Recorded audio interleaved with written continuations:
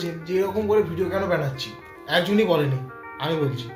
দেখো ভাই, এরকমভাবে ভিডিও বানানো না বলতে গেলে ঘাটটার শর্টকাট লেগে গেছে। আর আজকে হবে ঘাট শর্টকাট সমীকরণ। ঘাট শর্টকাট সমীকরণ, এটা আবার কি জিনিস অনেকে হয়তো ভাবছে, তার ভিডিওটাকে স্কিপ করে বেরিয়ে গেছে। তবে যারা যারা স্কিপ করুন তাদের বলে রাখছি, জেমিনিতে যাবে, গিয়ে সার্চ করবে যে ঘাট শর্টকাট থেকে বাঁচার উপায় কী, তারা দেখাচ্ছে এইরকম। আর আমি করে ফেলছি এইরকম, কারণ হাতের চেটোটাও গরম ছিল, আর এই খাবার টাবার খেয়েছি তো হাতের চেটোটাও গরম আছে, তাই এখানে গলার এখানটা ভালো করে ধরে রয়েছে। তো ঘাড়ে যাচ্ছে আরাম, আর আমিও ভিডিও বানাচ্ছি আরাম। কি